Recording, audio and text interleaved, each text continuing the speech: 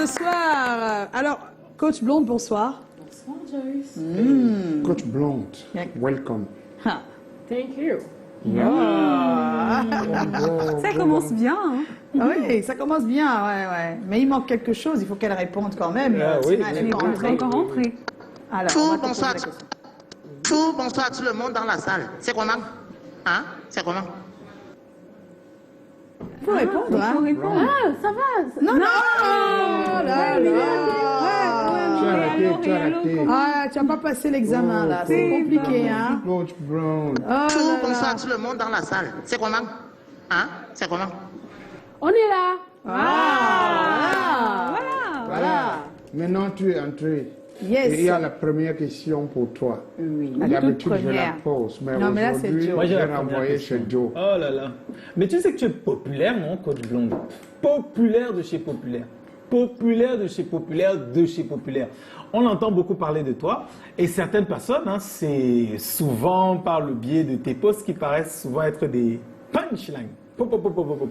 Alors, la question c'est, comment est-ce que toi-même tu te trouves sur les réseaux sociaux? Qu'est-ce que tu te fais? Quel regard tu te fais de ta propre personne sur les réseaux?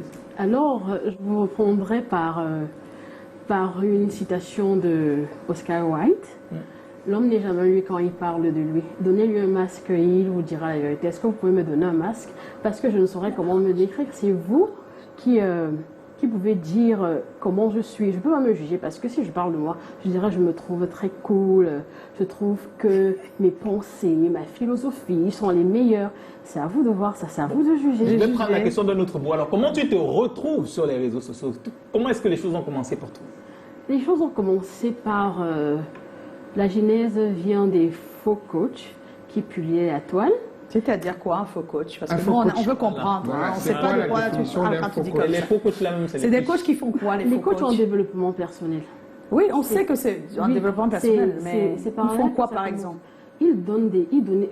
Quand je passais sur les réseaux sociaux, la plupart du temps, j'étais en train de voir des posts de motivation, des coachs, vous voyez, Ouais.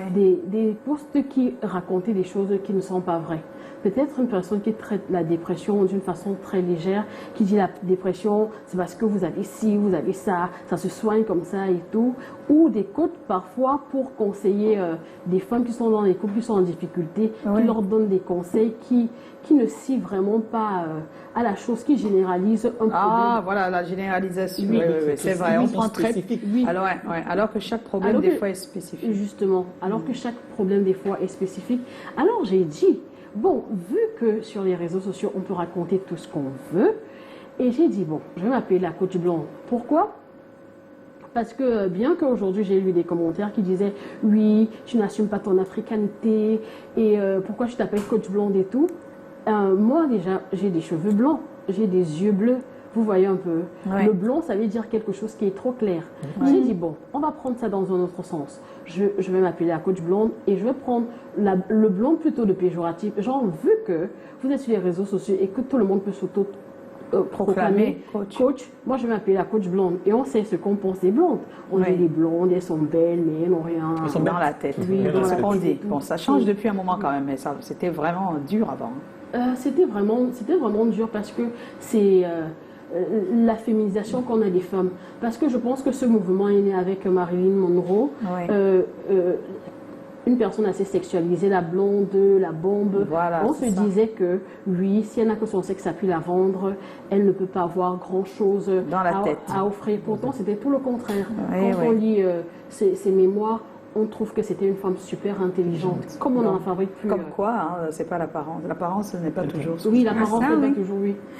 Ernestine? Alors, coach blonde, tu es albinos, très belle d'ailleurs. Merci Très belle beaucoup. albinos. Albibel. Et on Ça sait, se voit, on a même- Et le truc, c'est que albinos, très belle, je préfère que vous dites, soit vous dites vous êtes belle, tout simplement, vous voyez. Oui. Ne pas mettre albinos Devant à- avant de dire oui, belle. Parce que c'est comme si je faisais l'exception des albinos, être belle. Je voudrais que vous êtes belle, vous êtes une belle femme, vous êtes albinos, ça se voit que je suis albinos, ça, on ne peut pas le dénier, vous voyez un peu. Donc, pour aussi, comme nous sommes dans la semaine de l'albinisme là et tout, il faudra aussi faire, pour faire tomber des mots. Sensibiliser. Mais des fois, on est obligé de le signifier parce que d'autres pensent que vous êtes métis. Hein. C'est important de le dire. J'ai eu des messages, mais moi si, également, j'ai d'autres ont cru que demandé vous étiez comment vous métis. faites avec Moi-même, pour j'ai avoir cru. votre peau. Non, mais j'explique pourquoi les gens pensent comme ça. En fait, les gens pensent comme ça parce que peut-être votre peau est très belle, elle est bien soignée. Je ne sais pas, ou bien vous avez eu la chance de ne pas avoir des maladies de la peau, par exemple. Hein, comme moi, par exemple, c'est le cas. Je suis en acné hormonal sévère. Mais c'est pour dire que des fois, on est obligé de le rappeler pour que les personnes qui regardent ne confondent pas, ne sur la même comprennent bien longueur que d'onde, c'est... quoi. Donc, nous ne faisons pas des exceptions. Bien sûr. Donc, et on sait que la stigmatisation est au cœur des débats actuellement concernant les albinos. Est-ce que tu as une anecdote particulière où tu as vécu des injustices dues à ta couleur de peau? Bon, je pense que dans le contexte socio-culturel même de notre continent, notre histoire et tout, vous voyez, que ce soit les personnes noires, mélanisées, que ce soit les personnes albinos et tout, nous vivons au quotidien, tous les êtres humains, autant que nous sommes des discriminations. Ouais. Nous sommes confortables parce que nous sommes dans notre continent, nous sommes noirs, on ne voit pas trop la chose. Mais quand une personne noire va en Occident, ça devient un problème. Et aussi, tout simplement, pourquoi? Parce qu'il y a cette acceptation-là que la différence que les gens ne parviennent pas à accepter. Parce que quand les gens n'arrivent pas à concevoir une réalité autre que celle qu'elles se sont créées dans la tête, elles se disent que c'est bizarre. Bien sûr, je subis des discriminations, comme toute autre personne. Comme quand vous voyez peut-être un hermaphrodite et que vous ne comprenez pas pourquoi c'est génétiquement... Oui, bien sûr. Comment c'est arrivé? Et au Cameroun, et je veux dire au Cameroun, à ce jour-ci, le travail que le Cameroun fait concernant la stigmatisation des personnes albinos ou d'autres personnes, c'est une campagne vraiment bien réussie. Parce que on parvient à mieux s'accepter ici au Cameroun, on a de la tolérance les uns avec les autres, même quand on parvient à se chatouiller, comme sur les réseaux sociaux, comme vous avez suivi, le débat avec Coco Argenté. Le truc, c'est que moi, ça me fait rire. Moi, je prends ça bien. Pourquoi je prends ça bien? Parce que si on se change juste des mots comme ça, des petits, ce sont des banalités.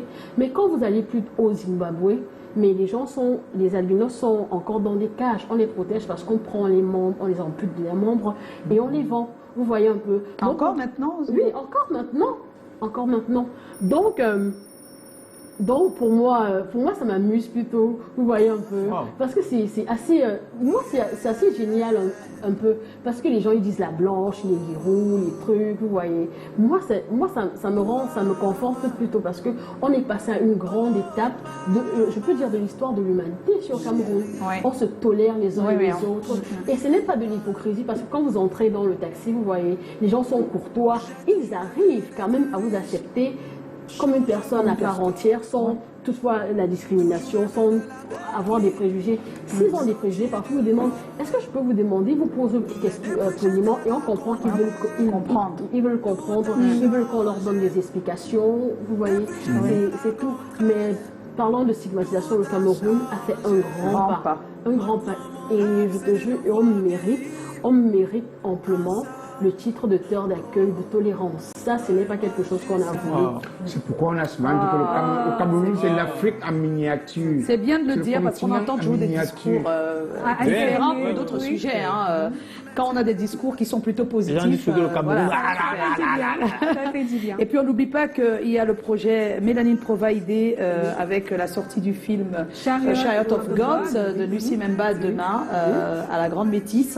Et tu fais un peu partie de... Oui, j'ai été contactée par Lucie. Et bon, comme je suis une personne populaire déjà, je pense que je peux être une personne qui peut apporter une plus-value à cet événement et sensibiliser aussi ces personnes-là qui ne savent pas encore, ces albinos-là, qui ne savent pas encore que le monde a changé, qu'il faudrait sortir de la coquille et vivre ce que le monde a à nous offrir. Est-ce que tu peux leur parler, s'ils te regardent, ces albinos qui n'ont pas compris que ça a changé entre-temps? Moi, quand je parle toujours d'albinos, j'emploie toujours un ton assez dur, vous voyez.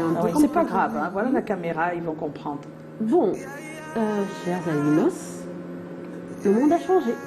Vous pouvez sortir. Vous n'avez plus d'excuses de dire oui, on ne vous comprend pas. Si on ne vous comprend pas, ça veut dire que vous-même vous ne vous comprenez pas parce que je ne vois pas pourquoi on va vous aimer si vous ne vous aimez pas. Et demain, nous avons rendez-vous chez Lucie, avec Lucie pour la projection de son film Chariot of the God qu'il faudrait que vous regardiez à tout prix pour vous requinquer le moral, pour savoir et comprendre que vous avez la chance d'être là et que des gens se battent pour vous et vous comprennent. Wow, c'est beau. La coach. Alors, La coach, si tu connais tout, hein. Ah, ben Tu oui. pourrais même être journaliste. Ah, ben oui, bien Ou même sûr. présentatrice. De grandes études, hein. Je pense que vraiment, tu viens de me bref. Alors- Tu es alors- marié, il y a quelqu'un sur toi. Hein. Il y a quelqu'un sur- Tu peux avoir marié. Il me dit, on ne sait Ça dépend jamais. de quoi? On ne connaît pas la noix qui Canagan, donne c'est bien. pas ici que tu vas lancer tes graines. hein, Non, quand non, même. non, je veux savoir parce qu'on Non, sait. mais Moi, j'ai vécu de tu es ça, tu es une sorcière aigrie, tu es jalouse, aucun homme ne peut t'aimer. Après, Aucun homme ne peut t'aimer. Oui, c'est ça. Qui vient de me voir? Qui vient de me voir si je suis la et moi, photocopie des hommes? j'ai dit, bon, ma chérie, quand le médecin te prescrit tes pilules, il faut les prendre. Ouais. La coach blonde est notre invitée ce soir. Elle a failli nous faire oublier le sujet. Alors, coach dans quel blonde. cas accepteriez-vous chez vous les enfants de votre épouse ou de votre époux, hein, ça dépend de si vous êtes un homme ou une femme, conçus hors mariage? Dans quel cas vous pourriez accepter? C'est la question que nous avons posée. Et tout de suite, après le jingle, notre Ernestine va lire les messages que vous avez postés sur notre page.